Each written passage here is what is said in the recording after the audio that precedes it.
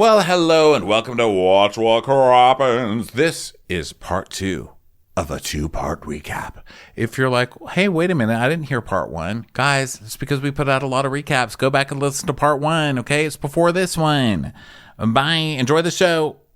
So that now it's like, a little break and everything, and it's funny. And then Heather's like, guess what? Who wants a relatable Heather Dubrow moment? I actually pooped this morning.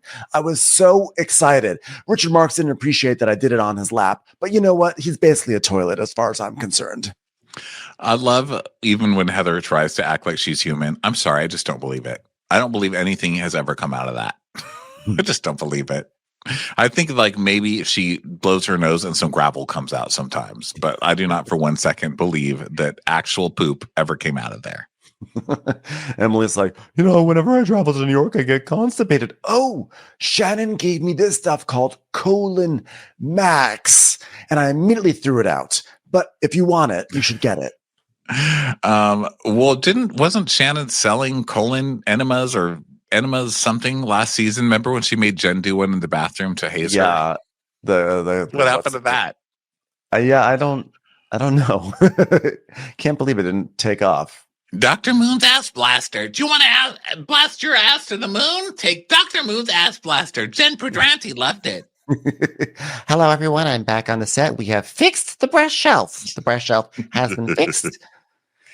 And I now am looking more like Lady Bird Johnson than ever before. So she's like, I duct taped them down. I duct taped my breast. So now we start over again. And then Shannon, Heather's like, I was telling them about colon Max. And Shannon says, I'm about to poop right now. And Andy's like, great. So he starts back up and he's like, welcome back. Shannon's going to poop. She's like, well, I poop. Wacky Shannon is back, everyone. Are you in barrel? No, I'm going to be fine. I have multiple Spanx on, and so it's just too difficult of a maneuver right now. Plus, I'm pretty sure I have some psychic debris kind of working as a cork, if you know what I'm saying. So then we talk about now this season. Oh God. Then we move on to the Katie segment. Oh Jesus, here we go. Yeah, here we go. So Katie's boring montage, let's face it, it was boring. So then we get to the fighting with Heather and all that. So then let's see, what are the first questions? So Andy's like, before we get into that, Katie, I want to hear about your journey attempting to reconnect with your mother. So she didn't go to Korea because her father-in-law was ill and then ultimately passed away. So that's going to be coming up like next month, maybe for the camera. Who knows? That would actually be nice. I would actually like to see that. And then it's like, okay, and you and Tamara both have kids who live away from you. So why did your son, Max, ultimately decide to stay in Atlanta with your ex? Colon Max, I do use it. I'm a human. I'm a regular person, Colon Max. Is that what we're talking about? Sorry, I wasn't really listening because it was a Katie segment. She says he didn't want to leave the school and friends and stuff like that. And she still sees him for Thanksgiving and Christmas, every break, and she goes there once a month to see him. So her other son wasn't old enough to shoot, and the ex wouldn't sign off on him being there, whatever, small talk. So then she's like, wait. I just want to say now we get to San Diego, right? Yeah, because she's mentioning that her other son is in San Diego and he was living in San Diego, etc. Whatever. It's like you said, just like a get to know Katie moment or whatever, and everything is fine. And Gina's like, so he's still there, and she's like, no, now he's we're full time in Orange County. So then fucking Gina, just when you think she's having like a good moment, she's like, she's overall had, despite a rough start, a pretty good season. And then Gina out of nowhere is like, you know what? When I first met you, you told me, you reached out to me saying you needed my help as a real estate agent. And then you lied to me about owning your home in San Diego. I was like, really? Are we going back to this again?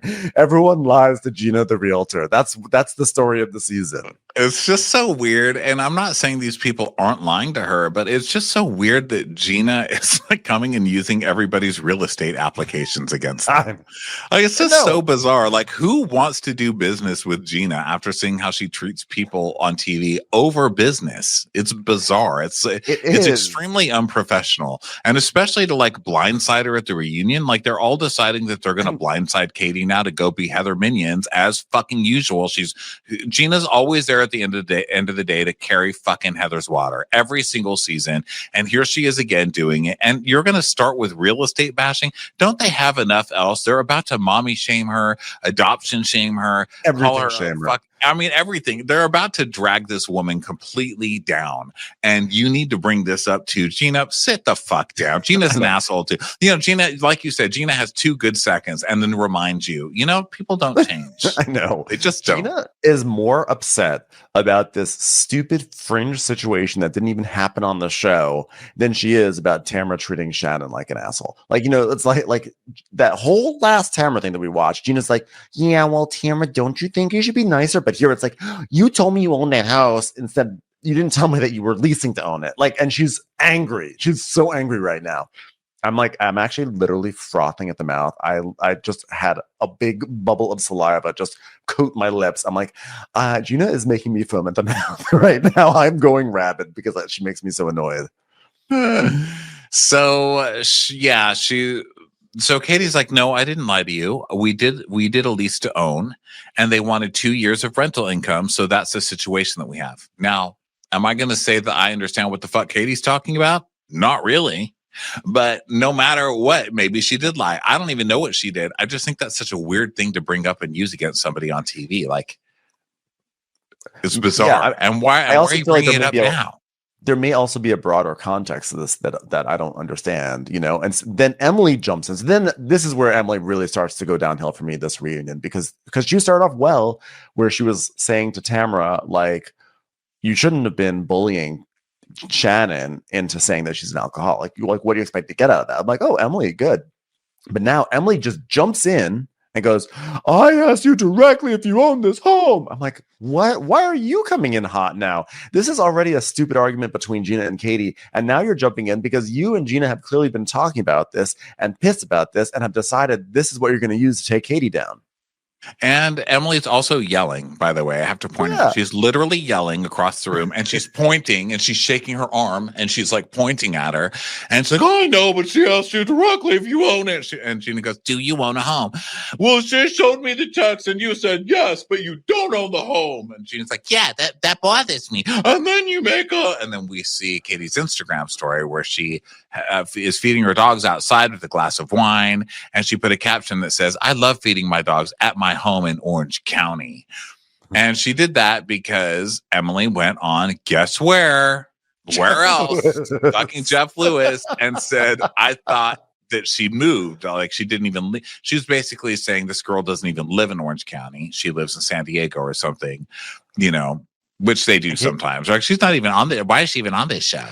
But like, hello, Heather Dubrow lives in Los Angeles and basically rents out a room in a country club in Newport Beach so that we can have some excuse to be on this show. So where's the energy for Heather on this, right? So Katie is like, but I didn't move out of Orange County. But you live in a different house, so it's not like I was wrong. She was like, well, I heard that you said I moved to San Diego, and I did not move to San Diego. But you said in an interview that you went back to San Diego. It's like, are people not allowed to leave the geographic realm of Orange County for the duration of their time? No kidding. What do we all have ankle bracelets? You've been in the Innocence Project for 5 minutes, girl. God.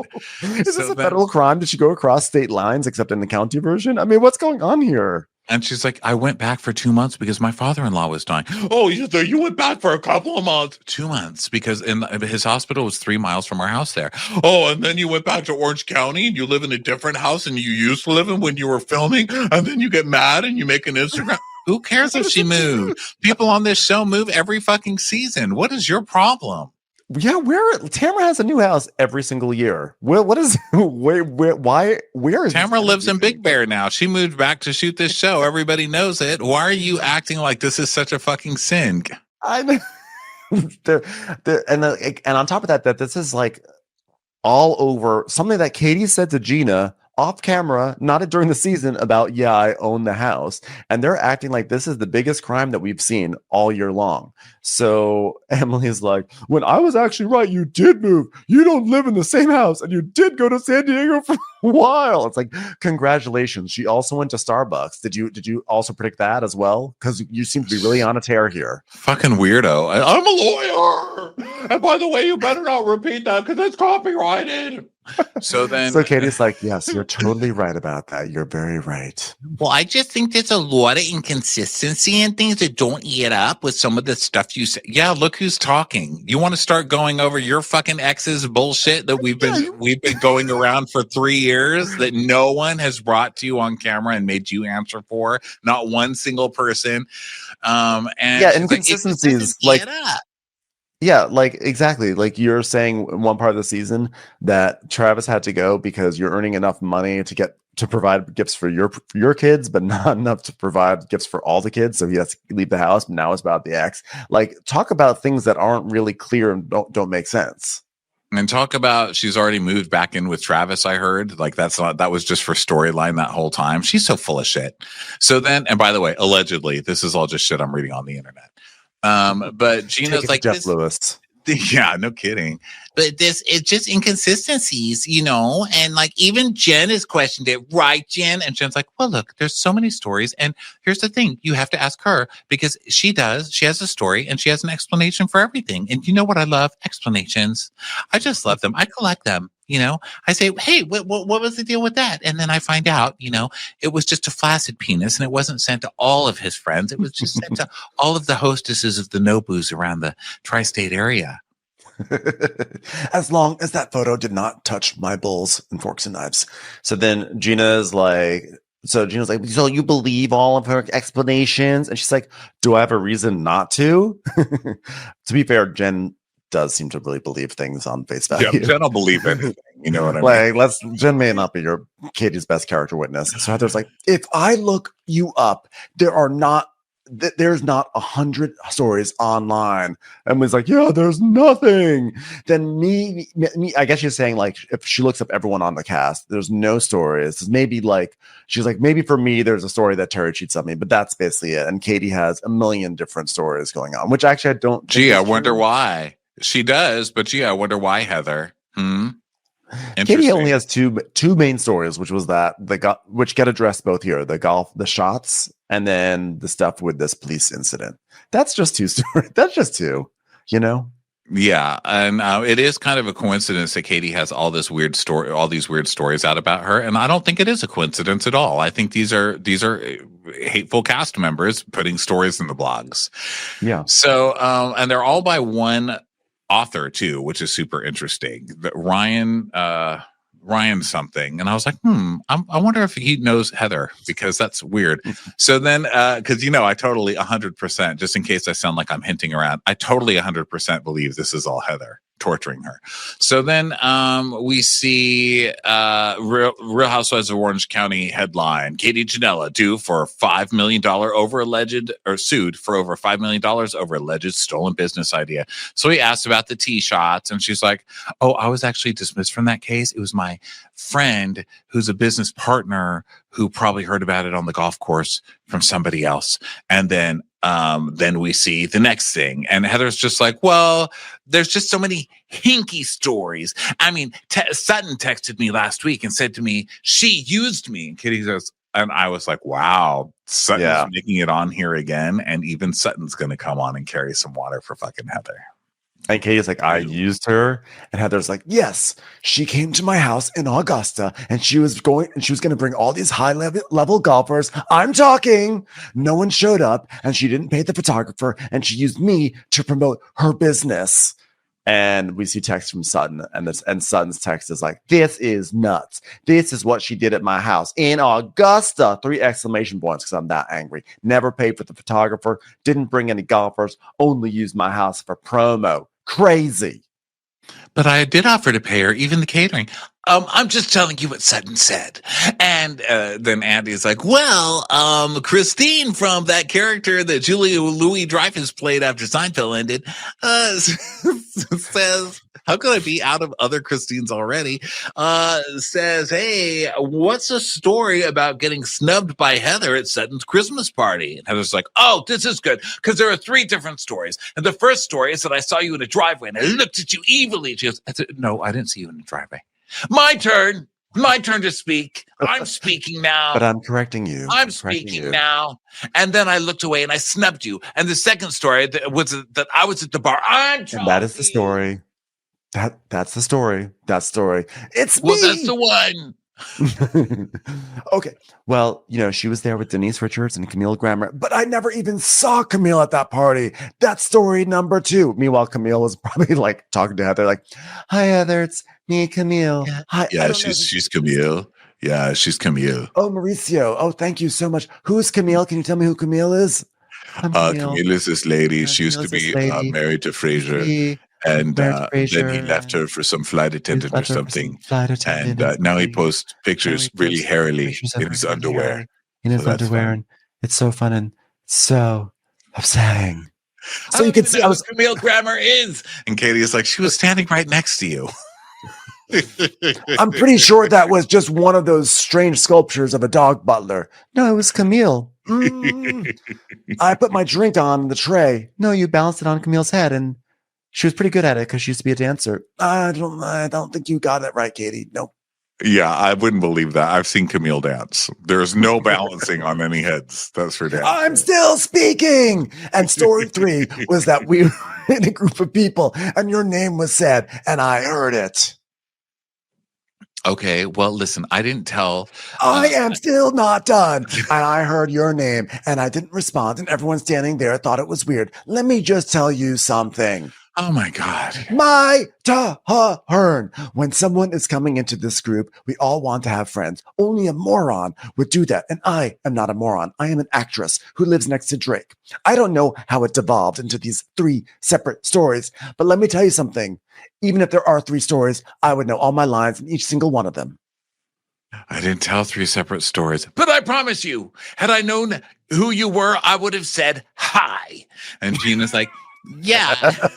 And she leans forward into Katie. Hi. Like the scariest version of saying hi. Yeah, your friendly neighborhood Heather. Jesus Christ. I just saw you out on lawns to terrify children. Jesus Christ. So Gina's like, it would have been in the best interest to say hello. Oh, shut up, you ass kisser. Jesus Christ. I can't with all these people coming to battle for Heather. It's so gross. Jesus. Everybody else just needs to get a little money to get respect in this cast. It's time for a commercial. It's time for a Crappens commercial. All right. Well, Christine from Aguilera, they both are missing their A's. So they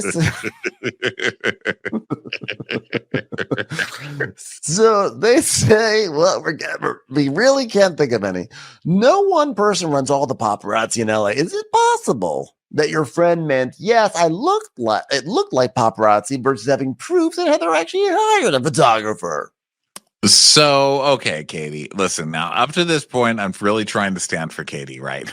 Okay, so now she goes, oh, well, we had a phone conversation after that text, and he called me and said, why do you want to know? And I said, I saw it on TikTok, and it was funny, and he's like, wait a minute.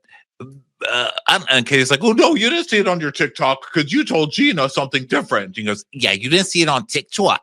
You didn't see it on TikTok. No, it came up on my For You page, and I screenshot the TikTok and sent it to him, and that's what you see. I thought, no, you never said. You said it was Instagram. It was Instagram. She's lying, everyone. She's using the wrong platform. She's full of lies. Hinky story. Yeah, but the reason you were asking wasn't because it was on a TikTok feed. And Katie's like, he said it wasn't Heather. It was someone close to her. Okay, so now he said it wasn't Heather? Okay, so now you're just caught. Now there's nothing else I could do to help you, Katie. What the fuck? I want to be clear. I didn't call the paparazzi. I didn't pass a note in biology to someone. I am speaking. I didn't wink at anybody. My son did. It's like, oh, okay. So then Katie's like, got it. So she's like, no, nobody notified the paparazzi. Okay. Well, then just the random paparazzi took pictures of this woman that nobody gives a shit about and spread it literally everywhere. Okay. That's fine. Maybe it was a really slow, sad day over there. I don't know. I don't know why you were trying to look into things about me months before you met me. I don't care what you saw on TikTok. But of course, Heather's whole thing of like months before you met me is also like, well, her version is that you snubbed her. So she'd actually met you. You just didn't pay any attention to her. So of course she's like, who is this bitch? I mean, I know her from TV. I want to look into this, you know, but Heather acting like, I can't believe you would look into things about me. Now, excuse me while I spend the rest of the episode talking about all the articles that I read about you. So then, also when she says TikTok, she's like, I don't care what you heard on TikTok. She does like an air quote. And so Katie's like, okay, well, me being very new, wait, what are we talking about now? Now they're talking about Gina and Heather. It's weird. I was very interested in meeting you. I love fans, and nothing about you adds up. I think there is a story for everything. I don't know. I think you have absolutely no credibility. And you know I mean business because I said every single syllable in that sentence. So Katie's like, okay. And then she just turns to Gina and says, I just want to apologize to you for saying I think it was a setup with you, because Tamara and I had that conversation. And then we see a flashback to Tamara and Katie talking about Gina and Heather. And Tamara's going, Gina knew it would not be funny. You got set up. You got set up to do Gina's dirty work. And then we come back and Katie's like, and me being brand new, hearing her say that to me, I was like, do you really think that? Do you think that's possible? And Heather's like, oh, so now it's Tamara's fault. Yeah, it's you, Tamara. It's your fault. And everyone's like, oh, classic. But Tamara was the one who threw Katie under the bus in an effort to, in this like battle between her and Shannon. Don't you? Because remember, Tamara was in Katie's ear, like, you got set up. You got set up. You know what? She said this, and you got set up. You got set up. But then the moment, let's see if I can remember, it was in London. There was like a moment where then Tamara decided, oh, because Katie is friends with Jen. So when Jen yelled at Tamara, then Tamara had to basically now go after Katie because she's an ally of Jen. So all of a sudden she was like, you know what? I'm starting to realize that Katie did start this shit. She wasn't set up. She made me think she was set up, but she did start this shit. So Katie's just like, I think it's turnabout's fair play. Katie's like, you threw me under the bus. Fine, I'm going to throw you under the bus. So then, Katie's like, I was shocked. And Tamara's like, but see, I only said that because of the things you were telling me. And she goes, oh, yeah. It was just the whole situation. And Tamara's like, well, she thought Gina told you to bring it up. And Katie's like, and then you and I had that conversation the night before the golf event, and we talked about it. And I said, I really want to tell woman to woman. I just didn't want it to become this whole group thing. But you did make it a whole group. I am talking thing first. And then you said the bar, and I said the bar, why did you tell everybody? And Heather's like, well, that was on purpose. She's like, yeah, this is why it's hard for me, and I feel bad for me. And Katie's like, it was too far gone by then. I mean, I will say it was Katie's mistake that she told everyone. It's either like you either come in and you just go full-throated with this information and go after Heather, or you just keep it to yourself. But she was sort of like told people, and then it sort of got around, and she's like, wow, I guess it's become a whole group thing. It's like, yeah, that is sort of on you, Katie. Well, and she was doing like other season news too, right? Like she's like, I'm going to be on the show. I'm going to come for Heather. And I'll bet she was calling the paparazzi. That's going to be my thing. I'm going to come for Heather, and it's going to be about paparazzi. It's like she's a little girl who's like getting her first chance, you know? She's like, I'm going to do this. And it just failed. It was like a huge failure. It's something we've already heard. No one cares about it. People assume they all call the paparazzi on themselves anyway. Like it was just a failure from the beginning. Sorry, I thought you were done, so I started to go in on a fresh new Heather. I'm literally never done. I am speaking. Still me. By the way, how about this? Why do you care, aside from the fact that I am an established television actress? She's just like, whatever, Heather, I just didn't think this would be so rattling. And she goes, oh, you did. You wanted it too. She goes, no, I mean, don't put words in my mouth. This is your thing. Falsely accusing people is kind of your thing. I get it. Okay. This is where it's like, you've already won this. Katie looks really stupid. You've already come in with her. You made her look like a total jackass and a total liar. Just end it. You know what I mean? Like, I feel like this is where we enter the an inhumane punishment section of the reunion. Yeah. So now they're like, what's Shannon's like, wait, what, who else has been falsely accused? Who was it? Who was it? What? I thought the only person who was making false accusations was that slut, Alexis Bellino. Sorry, I'm getting ahead of myself. So Emily is like, well, Katie falsely accused someone and he ended up going to prison. Hashtag the Innocent Project. Katie's like, he didn't go to prison. Can I just tell the story? He went to jail. So you gotta love Emily doesn't know the difference between prison and jail. Okay, Miss Lawyer Innocence Project. So Emily's like, well, Katie's like, I want to tell the story. And Emily's like, well, if you tell the story, I don't know if we believe you telling the story. I'm like, it's her fucking story to tell. And you guys have all been in this rodeo for a few years now. And you all know that maybe what gets printed on Radar Online is not the most factually accurate. And the fact that you don't even want to hear it come right out of the horse's mouth and you'd rather trust, some blogger or some tabloid instead is already really shitty. Yeah, and Emily's like, well, I don't know if we believe you. And Heather goes, we've read this story. Yeah, okay, guys. So when anything comes up about you, you're just going to say, oh, what, we believe bloggers now? Just like your next thing to say. Freaking hypocrites. So then and Katie's like, okay, so the kids and I were driving in Marietta, Georgia on a 4-lane road. And a man goes, and Andy says when, and she was like 10 years ago. So this is, by the way, 10-year-old tea that these ladies are trying to go for. And so she says that a man was swerving into their lane with his window down, yelling, fuck you, bitch.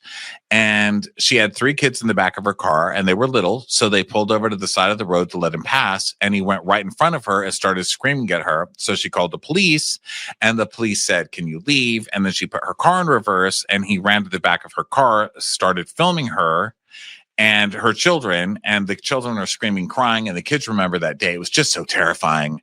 And Heather's like, well, that's not the story the police tell. Which is already like, really, Heather? So Katie's like, yes, well, they tell a one-sided story. And Emily goes, the police do? Again, to your point, the Innocent Project. So Andy's like, look, the point is that like the system doesn't always work for people, okay? And Emily should know that. And here Emily's like shocked. So Andy's like, I want to hear the rest of the story. So Katie's basically saying that the guy wouldn't let her leave. Oh yeah, well, she's really credible. I'm like, I could not believe the way Heather was totally dismissing this account by Katie. And Katie says, yeah, he runs in front of the car when she tried to leave, and the police came in and they're like, calm down, and if you won't come down, we'll tase you. And so then the guy was like, fuck you, fuck the police. So they tased him. He went to jail, and she's like, I had nothing to do with him going to jail. Because, well, that's not how the police tell the story. The police tell a story that you followed the guy home. She's like, I would never follow anyone home. You guys have been on a show with me for 9 months now. You see how boring I am. Why would I ever do anything rageful? I've had so many opportunities with you ladies already, and I haven't taken them up. Oh, really? So the police are lying, are they? And Andy's like, well, how do you know what the police said anyway, Heather? And she goes, because there's statements in that article. And then we see the headline from In Touch, and Katie Janella accused of calling the police to report fake crime causing wrongful arrest. And she's like, well, it tells one side from everybody, because if you read the police report, the statement I gave to the Cobb County Police, it's a lot different. It's different. And Heather's like, well, she was driving the car. She was texting children in her car. And this guy saw her and was triggered because a family member had been killed by driving. And so they saw a texting person and told her to stop. And she was outraged and followed him home. Well, that sounds like a fucking lie bullshit. And I love that she's taking the story of some rando guy who's like, just because he knows someone that died from texting and driving. He's screaming at someone and cursing at a mother with 3 kids in her car in public on the roads. Someone Not is safe. triggered. Someone is triggered because they have a family member who was killed by distracted driving. So they were going to have a road rage moment Heather's like, instead. totally No, that does not justified. add up. But you know what's dangerous? Texting while driving. Oh, okay. So we're okay with the person who's having road rage. Got it. So Katie's like, I don't know where he lives. Why would I follow someone home with my 3 young kids in the back? She goes, well, she pulled him in his driveway, came out, and she was yelling at him. He filmed her. She lit his house on fire. I don't think you know about that part. She lit his house on fire, and then she doxed him all over Reddit. And then on top of that, she had him deported out of the country. And then when he finally got back into the country, she kicked him in the balls. How rude is this woman? So she's like, and then they took him to jail in front of his neighbors, that poor man. Katie's like, I don't remember there being neighbors. Well, then they went to jail and prison. And they realized that Katie was the aggressor, not him, and he was released. No, sometimes they take people to jail and they realize that both people were at fault. They let somebody out of the jail, Heather. So Katie's like, well, I couldn't even tell my side. I didn't even get to go to court because they served my ex-husband. And they're like, what? And she goes, yeah, they went to his house because that was my address at the time on my license or whatever. And my lawyer said, did you know you had this date? And I said, no, I didn't show up because I didn't know about the date. So immediately I was found guilty. And at the time, I was literally homeless with 3 kids. Like I had nowhere to go. And she starts crying. And so they served her ex-husband. Oh, this is sounds so like she was in like sad. It's so sad. It sounds like she was in a shelter because she said she was in a facility and she didn't want to say its name or anything. But it sounds like she was probably in a safe home or whatever the proper name is for it. And so the ex-husband is the one who gets served. And of course, he's a dick. And he doesn't tell her, but he doesn't. Luckily, he actually has no communication with her. But the downside is that he has no communication with her. And so then she has no idea that this happens. And so then you've got Gina over here. Yes. And you've got Gina over here going, they can't serve your ex-husband. They have to serve you. And Shanna said, well, it's just the address. And Katie's like, they left it at the address on my license. And Gina's like, I don't think they can do that. Okay, Gina. Okay. Thanks. Gina. Thanks, Gina. Thanks for all your work here as an expert on Georgia laws. So we've got now this woman who was in a shelter. Assumedly, she was in a shelter because of some not great stuff going on in her marriage with her 3 kids trying to outrun a crazy person on the road. Now, does that mean she had road rage? I don't know. Maybe she did. Who fucking knows? I mean, what I know is I see a woman under some extreme duress here, and this cast is just laughing and mocking her while she's just using it. it. Totally unsympathetic to what sounds like a very scary ordeal. Like, you know, they always say there's one side, there's the other side, her side, his side, and then the truth. So maybe Katie was texting while driving. Okay. But it sounds like this person had road rage, and whatever it is, it sounds like a fucked up situation. And it seems like, you know, this is not an innocent until proven guilty situation with these women. This is we don't believe anything you say because you lied about, you weren't clear about your intentions with a home in San Diego. Nothing you say actually has any credibility. So we're not going to choose to believe this very scary and harrowing story that we can see all over your face, that this is so disturbing to you and it traumatized your family. But because you said you went to San Diego for a few weeks and didn't tell us, we don't believe you. Well, and they're also kind of forcing her to admit that she was in the shelter and had this horrible time with her children where she's living out of her car and all this other shit on national TV, which her kids are going to see. I mean, they're just vile fucking cows. And then Heather going, and then Emily just is Emily, I don't know. I'm even losing. And especially after going after Shannon for investigating people. You know, and then they're saying later when Andy calls him on it, he's like, you're investigating. And they're like, no, it was just an article. Well, so was Gina's thing. Gina's thing was all over the blog about pushing that man down the stairs. We all read it. And now you guys are acting like, oh, well, we can do it because it was in the blogs. You fucking hypocrites. Do you even hear yourselves? Monster. And she's like, do you see? I feel like it's a pattern with you that every time you get called out on something, there's an excuse for everything. I'm like, it is such a shitty take by Emily. And it really, like, I'm so glad you brought up the Innocent Project because I did not even think about that. But especially in the context of that, you know, here is a cause that is about helping people who've been falsely incarcerated get out of jail because no one listened to their side, or people were quick to judge, or there was corruption in the system and they got screwed. And here she is advocating for that. And yet she is coming on so hard to Katie. Now, if somehow it comes out that that Katie did lie in the situation or whatever, then we can roast her then. But for right now, like this, I literally don't even care because it's none of Emily's fucking business to bring it on the show. It's none of her business. Yeah, the point is this: they're not giving, like, considering that they all are shady and they all are murky about details when it comes to their lives, that they are roasting Katie and holding her to a higher standard. I don't know. I think it's shitty. Especially Emily saying, oh, yeah, you know what? All I hear from you are excuses. When the second Emily got called out on something this year, what did she do? It's because my mom traumatized me. I know. Yeah, that's exactly right. Like, I only shamed you for how much money you spend because my mom didn't come home for lunch. My God, this lady sucks, man. So then Andy's like, well, Heather, so Shannon's like, oh, well, there's a lot of investigation here because I don't know anything about this. And Heather's like, well, it's all over the internet. It's everywhere. We're not investigating. And this is where Andy starts laughing. And he's like, but you started the day by saying, I don't want to be in an environment where you dig stuff up on other people. And the only people I want questions from are named Christine. So, and 2 hours earlier, we see Heather saying, like, I don't, and she flaps her hand, like, I don't want to dig stuff up today. Let's not dig things up. I'm going to flap my hand to the left and to the right. Let's swat an imaginary fly. Let's not dig things up. And now she's like, well, it's all over the internet. By the way, this is not all over the internet. This is not Scandival.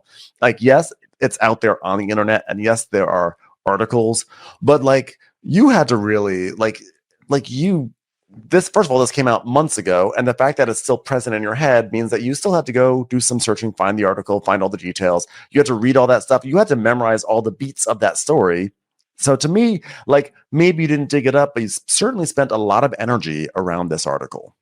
And Emily's like, well, it's in public domain. We're flipping through Instagram. And Heather's like, what I'm saying is I'm not calling an attorney and I'm not hiring a... Wait a sec. I'm sorry. Did Emily literally just say, oh, well, if it's in the public domain and you're flipping through Instagram and you see it, like, didn't she just roast Katie for saying she found something on her TikTok For You page? Yeah. Well, she's saying that Katie was lying about that, and she told Gina she originally heard that from somewhere else, not the TikTok. But now she's using TikTok as an excuse or something. I don't know, just fucking hypocrites. So then Heather's like, the point is I don't call paparazzi. It's like, okay, wow, all of this just because someone called Heather out on some stupid little thing that we all believe 100% that she did. And even if you didn't call the paparazzi, you would, you narcissist. You're completely that type of personality, and so is your husband. He bragged about it on TV. You probably all are on these shows. It's like the smallest, most petty thing, and then you just dragged a woman to the lowest, basest. Oh, and it's not done yet. So it's not the lowest yet. They go even lower. They go even lower in a second. But shame on you, man. Gross. I just have a question. I saw an article and I read it, and it was about when you were first divorced and you didn't have physical or legal custody of your children. And we see a headline. And Emily's like, I don't understand how something like that happens, because here in California, for you to lose both physical and legal, you have to be unfit or sign papers and say, I don't want anything to do with my kids. I'm so mad at Emily for like really implying that Katie is the fucked up one in this situation. I know someone right now. I know someone who is going through a very bitter situation, and the guy has money, and he's been able to paint her as like someone who's out of her mind and like a wackadoodle. And I'm sorry, but like, men have so much power in these situations. And when you're like, men in the court, like they really control a lot of the narrative. And I think we've seen it a lot. And I'm sure there are many people in our audience who are like, I've been there too. I mean, like where women are painted as being unfit, they're hysterical, they're incapable, they're not trustworthy, whatever. Like, this is something that happens all the time, and it's so fucked up, and it's not fair, and Emily should know this. And the fact that Emily's like, well, the court said, well, you lost your rights, so I guess that means that you were the one who was bad. You were a bad mom, probably. Emily, who is sensitive, over the implication that she drummed up that anyone was saying she was a bad mom because her kids were blabbing. And now she's going to imply here on this couch that Katie is a bad mom because the court took away her kids. It's so fucked up. Yeah, when the biggest rule on these shows is don't bring the children into it, and you start sobbing and crying, and everybody makes a huge drama, and Heather's crying, and everyone's crying because they had the nerve to bring their children into it. To go to this level and call someone out, this is worse than we've seen ever. Somebody do on the show to say you lost custody. Why would you lose custody? That only happens when it's your fucking fault in California. You must be a disgusting fucking woman to lose custody. And you're a family attorney, and like she must have dealt with this before. Like especially as a family attorney. Yes, you're correct, actually. And like when you honestly when you have a situation where there are many women, again, because I know one right now, it's like I'm friends with one of them. But like when you have a situation where all of a sudden like a woman gives up her career to raise the kid, and then the guy does some fuckery, and now she's out on her own, and she has like no job or whatever because she gave it up to raise the kids, to do her part of whatever arrangement that they had made, and now all of a sudden like she's the one who's unfit when she was the one who had the rug pulled out from under her. Like this happens all the time, and I'm not saying that's what happened in Katie's case. We don't know what happened in Katie's case, but Emily should know well enough that like just because the way the court ruled, both from the Innocent Project and from being a family attorney, does not necessarily tell the full story of what's happening between these people. Yes. And also, we keep saying, oh, well, she's a family attorney, she should know. But you know what? All family attorneys are not created equal. Who's going against these women? Who's destroying these women in court and getting custody taken away? Women like Emily, men like Emily, attitudes like Emily's. So when we keep saying, well, she should know better, she's a family attorney, maybe she does know better. And that's why she's trying to destroy her like this in a way that she knows she can. It's disgusting. It's really bad. So Andy's like, well, so Katie, what happened? And she says she was living in a facility, and her parents, who probably some kind of a home, as we've said, some kind of a shelter. We don't really know if it's a shelter or not. We don't really know what this means. But even that's where my mind went. Her parents lived 20 minutes from her and couldn't help her because they wouldn't agree because she was divorcing her ex-husband, which to them is a sin. So he was immediately awarded the kids because she couldn't provide a place for them to live, which is 100% believable and also extremely sad. Commercials. Here comes one right now. And so then Emily's like, oh, was that legal custody as well? Because that's the part that doesn't make sense. And she goes, I don't know. And she goes, well, legal custody is just decision-making power. So that has to do with the health and wellness of the kids. And she's like, well, at the time I thought, you know what, right now it's okay because I was trying to get my life together and figure out how I could get them back and take care of them. And this is so fucking sad. I want to cry talking about this, which is very unlike me. But watching it, I was just like, this poor woman telling the story, and then having Emily not even change the tone in her voice and just being like, "Oh, right. So was that what kind of custody was that?" You have Emily here, like you said before. We have sat through so many seasons of Emily talking about how her mom wasn't there for her. She had to do things on her own, which, by the way, is sad. Like, I'm not going to take that away from Emily, but like, if you want us to hold space for your family trauma and what you've gone through and your struggles, like, why are you being so unsympathetic here? And it's only because you've decided to just like back up Gina because Gina was so mad that Katie said that she owned a house that she actually just was leasing to own. Yeah, it's just outrageous. This all comes back to Heather just not liking someone said she called the paparazzi when Katie didn't even start that shit. Tamara did. And now Heather's besties with Tamara doing all of this shit. Just gross people. So Emily is like, you're still coming at her. And Andy asks how she got custody back. And Katie said, well, she went to, meaning her and Matt, went to court a few times to fight it. And he said, and you built yourself a life. I mean, I'm assuming she's talking about Matt. I don't know if it was Matt. She may have just been her like attorney or something. Because I don't know if she was Matt at that point. I was wondering what was we? So, okay, that makes sense. So then Andy was like, so you built up a life for yourself and got custody. She's like, yeah. And he said, well, how long were they in his custody? And it was 18 months. And Jen's like, but were you like still co-parenting or were you doing things with the kids? Thank you.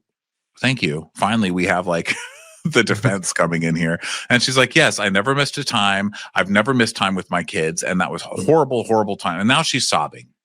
And so Right. Jen's like, I'm so sorry. And they leave it there. And then Heather, that fucking dark cloud funnel of skin and bones, comes up to her with her dark button eyes and looms above her and is like, Katie, I am very sorry about the children. That must have been devastating. I don't know the whole story, but I wasn't going to bring that part up. Yes, you did bring it up, you asshole. Emily made it worse, but you were part of this. Don't start trying to protect yourself now. I am very sorry. Well, thank you. I am speaking an apology to you. I'm very sorry. Okay, thanks. And Gina, you look fucking gorgeous. How do you keep your vagina in your skirt? Oh my God, aren't we having the best time today? When I say the word hate, I cannot over exaggerate that enough. What a vile human being. Gross.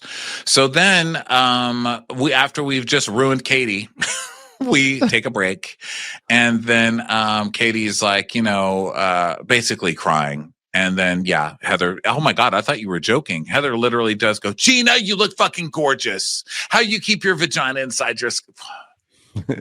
So now it's time to move on to more fun things. Ryan's role in this scandal. Well, this is downright innocent and fun at this point. It really is. No, I'm like, oh, thank God. Thank God. Just an FBI scandal. No children and traumatic past to have to be resurrected. I just want to say something really quick. I know that sometimes people listen to this, and we're supposed to be a fun podcast doing fun things. And that's normally how this is. But sometimes it just gets so dark. And I can't. I just can't understand. Fucking can't. And I get that that's not why you come here. But fuck Heather and fuck Emily. You two fucking monsters. I hate you. Okay, that's it. I don't understand why we're so angry. It's almost like it's been a pretty chill week, so I don't know what's going on. Well, a pox on your house. I mean, I would not call this a particularly emotional time right now. So, well. It could be projecting, but it could also just be two vile people continuing to get away with shit over and over, and nobody seems to care. Wow. And that doesn't sound familiar at all, does it? We're also completely stoking each other on. And another thing. Yeah, you're right, Rami. And another thing. We are actually, when I was watching, I was like, this is so fucked up. But today I'm like I am spewing hellfire and brimstone because, you know what? Why not? Why not? So then, okay, so let's move on. So Andy is it's like, all right, everyone. Well, Jen was betting it all on her future with Ryan. Get it? See what I did there? Betting. Tamara was dealing out accusations about Jen's future husband when Ryan found himself in the center of an international scandal. Ha, ha, ha. Well, so then we go into this whole thing, and we have a montage about Ryan and this Otani situation and the gambling and the bookies and all this stuff. It's a big montage and everything. And when we come back, Andy's like, so did you consider breaking off your engagement when this happened? And Jen's like, no. I just know that day was hard. It was a hard day. The yoga studio was closed, so I couldn't do my, vinyasa flow. And that was difficult. And, then oh, yeah, and then there was that scandal with Ryan. But it's mainly the vinyasa I was really upset about that day, yeah. And did Ryan say, I'm cooperating with the authorities, I have immunity, don't worry? And she goes, oh, God, it was so long ago. I'd already known all that. This had happened almost 7 months prior to that. And he's like, so he was already working with the authorities? And she goes, oh, well, he had those 2 Zoom calls. Yeah, he had those. No, we don't know. What the fuck are you talking about? Tell us more, Jen. Also, why is Jen talking? Didn't anybody tell Jen, don't talk? Don't talk about this stuff. So Tamara's like, yeah, but then if you had the Zoom calls, then why were you surprised when I mentioned the FBI? She goes, oh, well, that night I was, oh, sorry, that's Emily saying that. And Jen goes, well, because you mentioned the FBI as if Ryan was in trouble with the feds and, ask him how the feds are going, and Ryan and his attorney reached out to the feds and the feds never reached out to Ryan. The feds never came to Ryan's home. Ryan's been, totally not in trouble whatsoever. He's just been working with the feds. Listen, no Ryan, problem. All Ryan does is splatter denim with paint. I mean, who could be mad at that? And Sandy's like, well, they would have come to his home had he not cooperated. She goes, I don't know. I don't know. What do I know?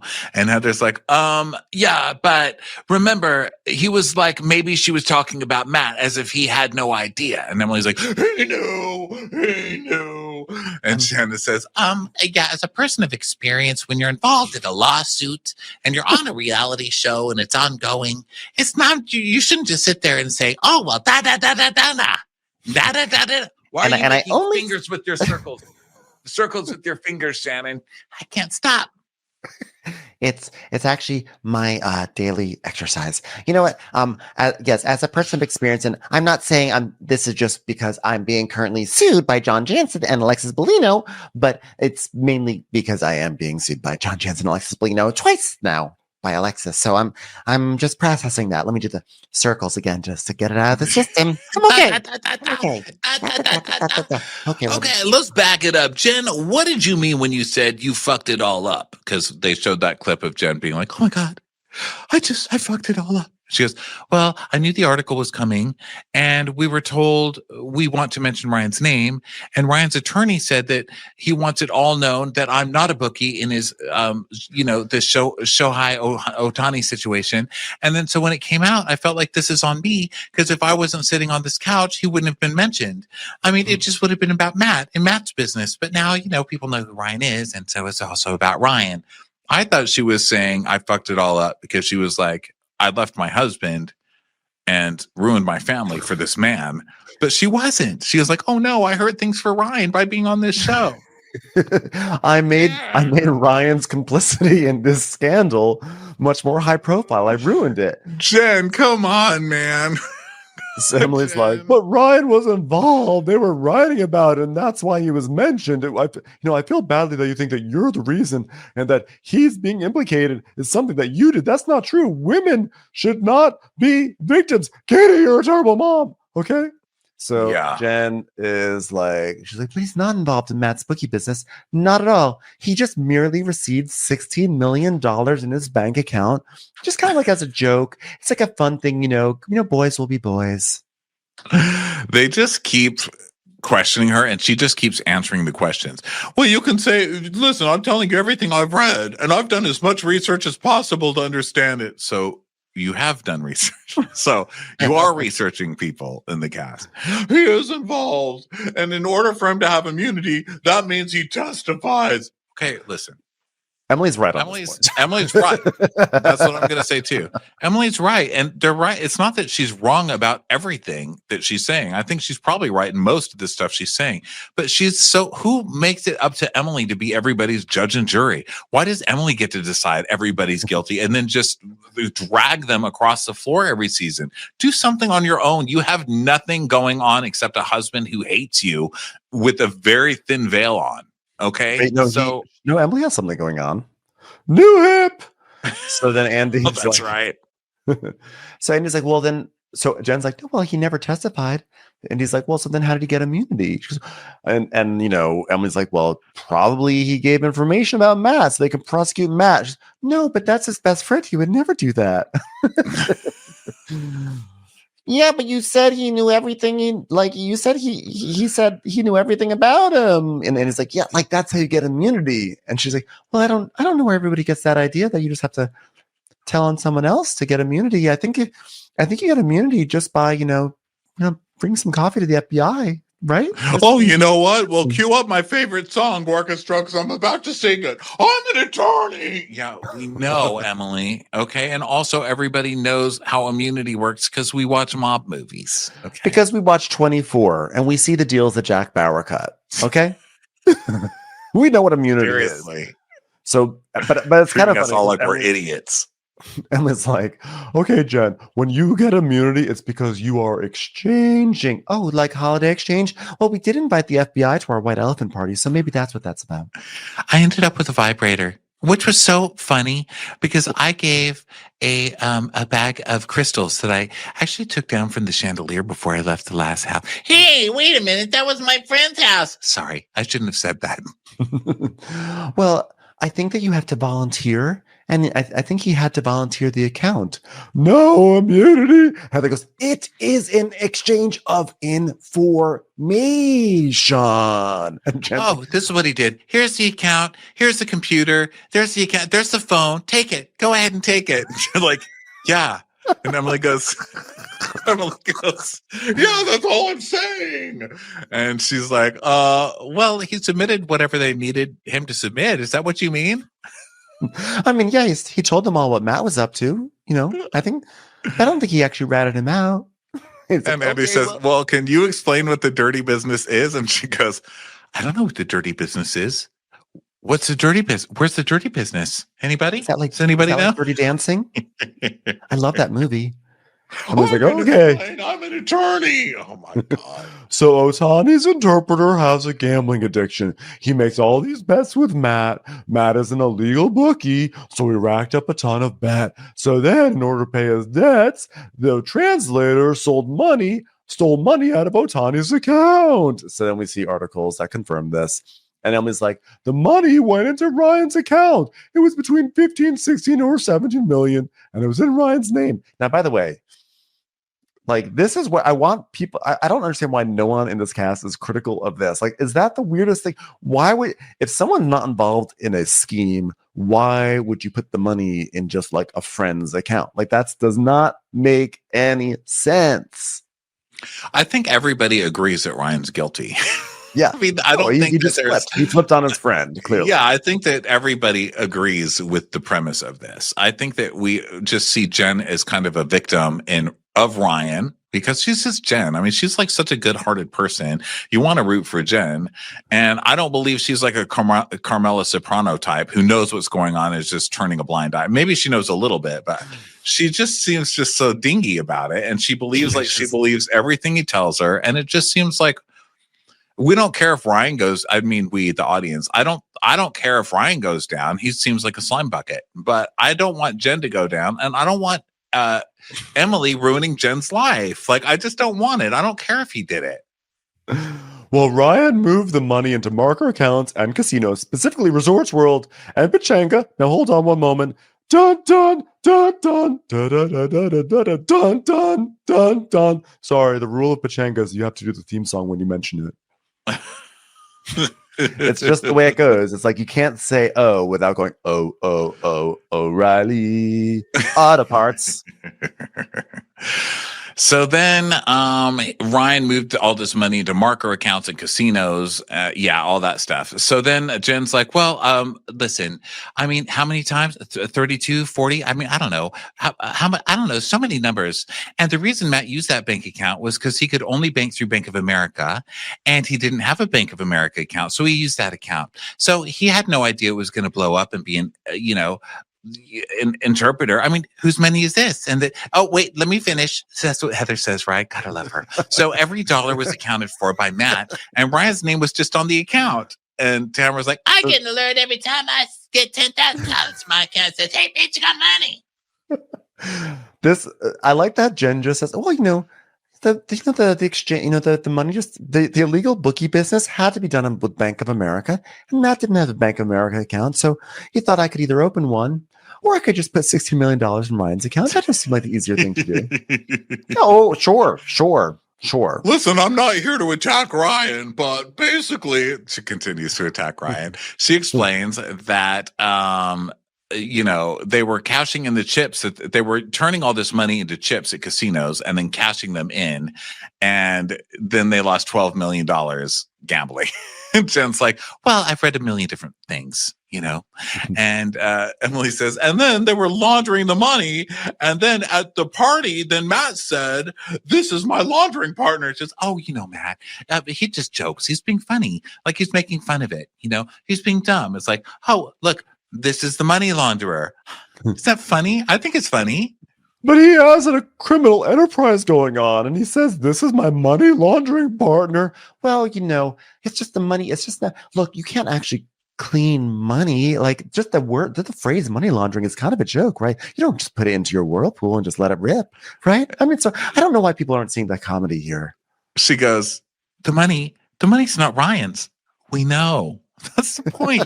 And Emily's like, I know. And Andy goes, well, but he's also given immunity. So, and he's not being charged. Andy, he's not being charged. Thank you. Thank you, Andy. Thank you so much. Emily, as someone currently being sued who is not immune from literally anything in this world, who currently has peanuts in her house, poisoning her, Emily, if she's saying that the only part that Ryan had is his name was on the account, that's all it is. I don't understand what's going on here. Also, I'd like to point out, Alexis Bellino is suing me. Just want to just keep it that as a present runner in this. And Emily's like, but that's opposite of everything I've read.